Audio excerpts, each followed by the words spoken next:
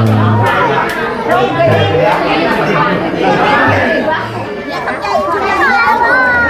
ก่นี่ก็แล้วนี่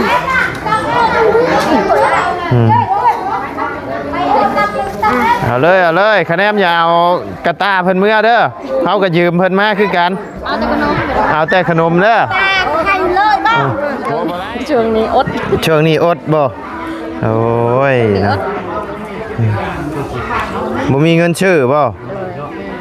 ก็ได้อดเนาะ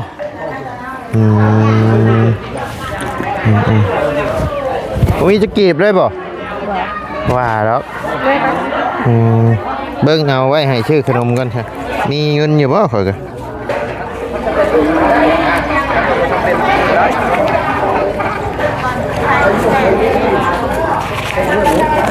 สิใช่ไปชื่อขนมเด้อเฮ็ดไหนเอาไปจ่ายบาทนี่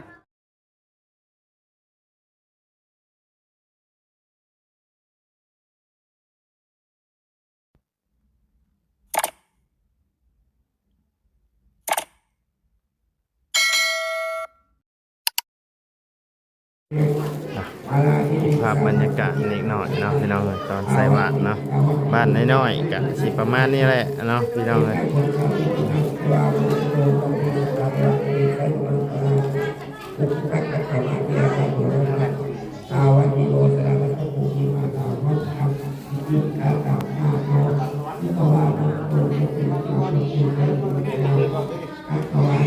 ประตูมือวานนี่พี่น้องสั่นยกมาอยู่เงินเฮียนะฮะเงินเฮียนะเงินในเงินในต้องเชื่อสิเฮียนะโอ้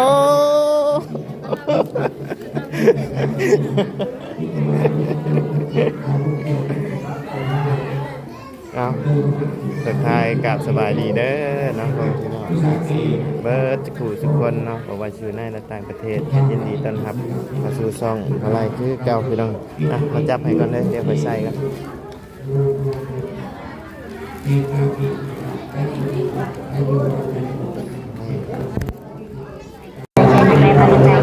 ยักษ์ไม่ได้งานตั้งกล้องไหมครับอึ๊บใช่ทั้งไหนไปทั้งไหนนี่ใช่ทั้งไหนไปทั้งไหนนี่อ๋อใต้เนื้อถึงใต้ถึงใต้ป่ะใส่คนละพังเลยเนาะปกติต้องใส่ทั้งนั้นแหละในบาทเพิ่งเอาเราจงจะไปมันก็เอาเลย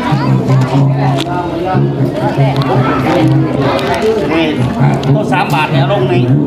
ตัวบาทผ่านโอ้ยอะไรกว่าได้เดี๋ยวไปตัวเนาะตัวละบาท2 บาทลงในบาทละคนละอย่างเด็กชมแม่2 บาท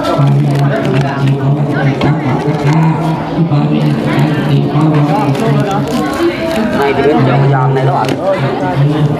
นี่คอยรักกระตามเหมือนเดิมกลับ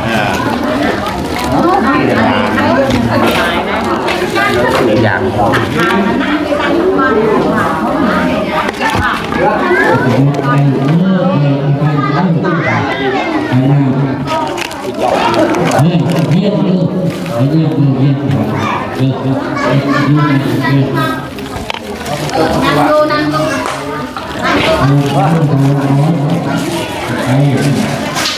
ลืมใช้เงินตัวนี้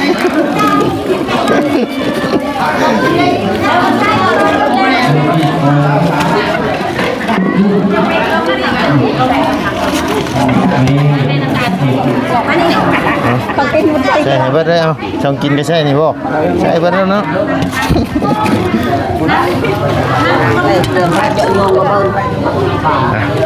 เดี๋ยว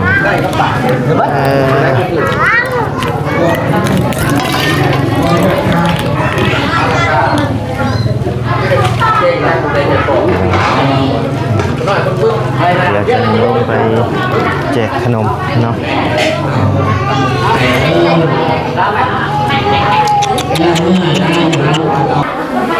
มุมกวางนะบัตรนี่ก็ถือว่าเป็นบัตรของทั้งทีมงานเพิ่นได้สร้างให้กับแม่นเนาะพี่น้องเลยถือว่า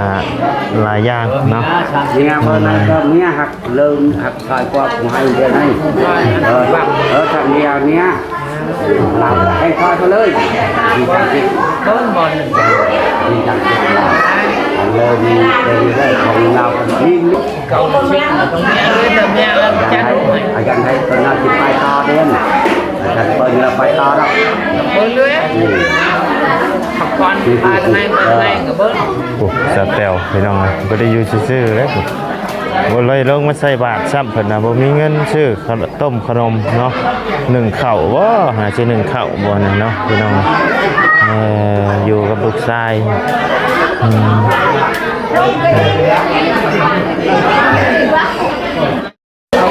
ถือว่าเรียบร้อยเนาะพี่น้องเลย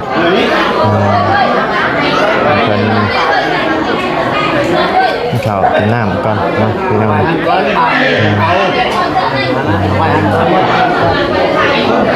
ไปลายเพื่อนนี่นะ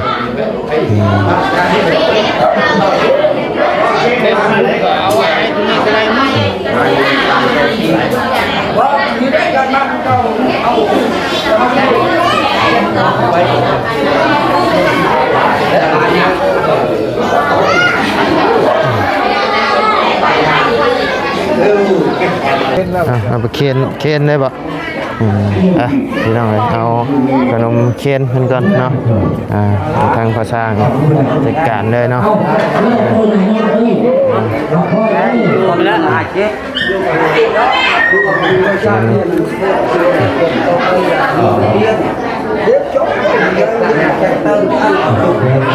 เคนเพิ่นก่อนเนาะขนมที่เพิ่นเอามาให้แจกให้เคนเนี่ยพอน้ำ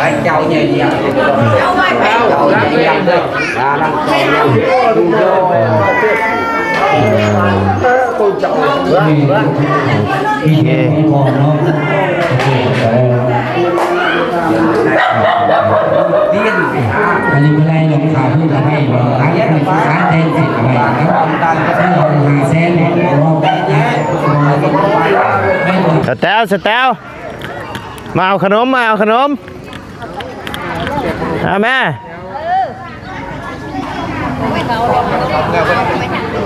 แม่เปิดอยู่ท้ายรถให้เพิ่นย่างลงมาเอารถโอ้ยเนาะยังล็อกไว้อยู่บ่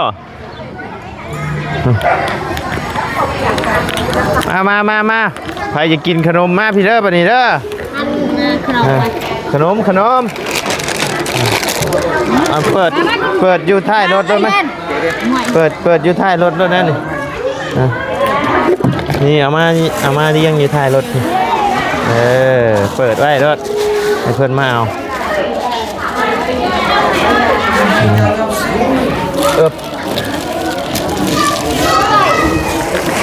ขนมเด้อแต่ผู้เชี่ยวดูขนมมาขนมเด้อแจกขนมโอ้ผู้ไอ้ผู้ใช้ชงก็มีแบบนี้เนาะมาสบายดีเด้อในคือบ่มาต้องใส่บาทเปิดแน่นี่สแตลเปิดแน่นี่มามีเงินนะโอเคเอารถเนาะคนมันโบราณพี่น้องเกิดมีแต่ว่าจับเอารถจับเอ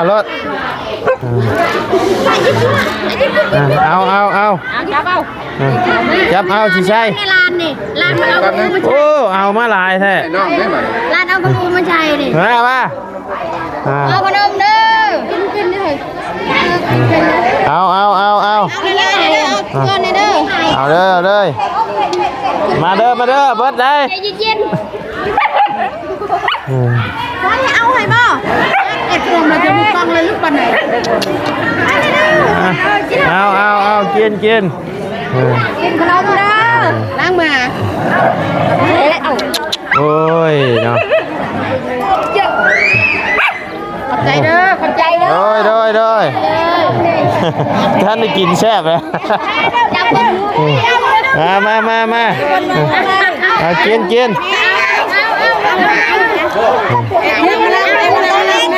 เอาเลยโอ้ยเอาเก็บเอาได้มาไปได้สเตลมันห้องฮะเอาจับเอามาเด้อทางนั้นเด้อ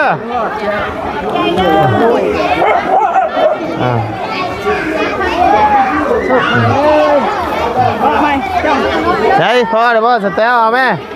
เอาเด้อเอาเลยลายเลย แน่เอามัดนิดเลย เอาช่อง3 อัน 4 อันบ่ได้บ่ ได้เอาไปเลยเอาลายด้วยเอาเมื่อผากลูกน้ำโอ้ยมาได้ตรงนี้โอเคเอาไปเลยขอบใจเด้อ เลยแซ่บบ่แซ่บอะไรไก่นี่ก็แล้วนี่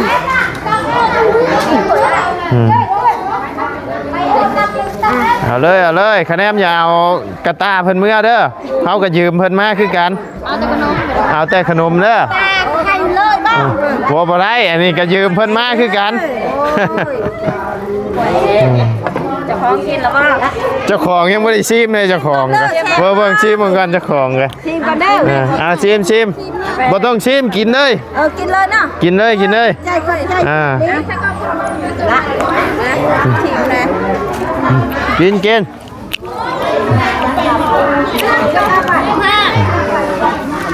ใจเด้อคนโบราณคือมืออันถวายพระเนาะใจเด้อไอ้แม่เนี่ยเอาแม่เอาเด้อใช่มาได้นี้มาอันนั้นก็แม่นบอกเครื่องเต้นอย่างโอ้อันนี้โบแมนอันนี้โบแมนบอกเริ่มโบแมนตัวนี้ย่างมาเอาโอ้ไปเอาแม่เดืออยู่5 ก้อนสุดท้ายเอาเด้อเอาแม่พระช่างเอาแม่ฮะเอาแล้วไปเอาแม่สเตลพอแล้วบ่เอาเบิดรถก้อนสุดท้ายเด้อเอาไปใส่ถุงไปเลยเอาแล้วก็เก็บให้น้ำเด้อเลย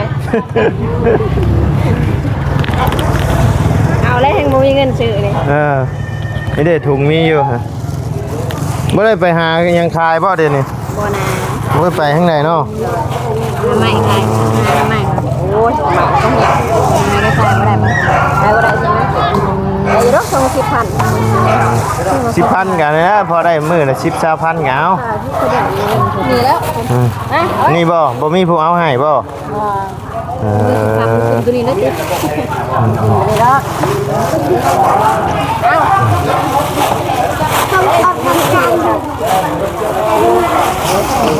เฮ็ดยังคอนกลุ่มๆอยู่นะนึ่งข้าวหาสินึ่งข้าวบ่เรือใจไปหาเงินบ่ได้เงินขาดไปหาเงินบ่ได้เงินโยไปหาทางไหนคือบ่ได้โอ้ยว่าสิไปขายกิโลมันพุด4 มื้อบ่เห็นได้ใช่โอ้ยมันฝนมันตกเลยฝนมันตกก็เลยบ่ได้ไปหอดโคกแล้วก็ให้ยักมาเดี๋ยวถ่ายเพิ่นสันขับสันยังก่อนสิไปถ่ายรูปน้ำเพิ่นพี่น้องใจอะไรเด้อโดยให้มีกว่าเก่าเด้อโดยแซ่บบ่ขนมของแม่น้องนิ้วเพิ่นเฮ็ดก็เลยสั่งน้ำแม่น้องนิ้วเพิ่นสิใช่คือจอยแท้ดินี่ฮะบ่ช่วงนี้อดบ่โอ้ยนะบ่มีเงินชื่อบ่ก็ได้อดเนาะ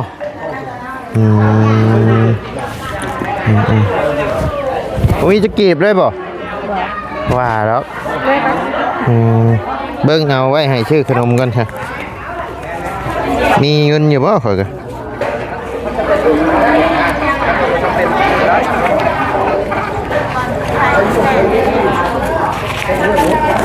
สิใช่เอาไปชื่อขนมเด้อเฮ็ดไหนเฮ็ดไหนเอาไปใจบาทนี่ไปชื่อขนมเด้อกลับแล้วบ่โดยเมื่อเปียกงานได้เก็บบอกเด้อเก็บหยังเก็บหมากกระบอกคนข้าวโต๊ะเก็บไว้แล้วเก็บไปขายบ่มีคนสั่งเด้ว่ามันงัวเขี้ยวไว้เลยเด้ไม่ได้เขาเก็บชาหาดเด้เก็บในตารางนะเดินแถวบนงัวเขี้ยวครับกระสอบเก็บใส่กระสอบไว้เก็บเบิ้งเนี่ยเอาแล้วมื้อนี้มีเรียกแล้วมีเบียกเด้เบียกยังเบียกเก็บหมากกระบอกหันบ่หันแล้วพอได้เงินใช้ข่อยกระโบมีข่อยกะกันมีก็สิให้ได้กูนี่อยู่ดอกไปเมื่อจะรับไฟใหม่เหมาะไปเมื่อบัดนี้ทั้งหน่อยไฟใหม่เหมาะเลยไป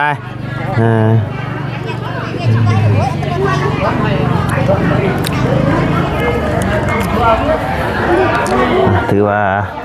แจกขนมกันแล้วเป็นที่เรียบร้อยเนาะพี่น้องเอ้ยมืดแท้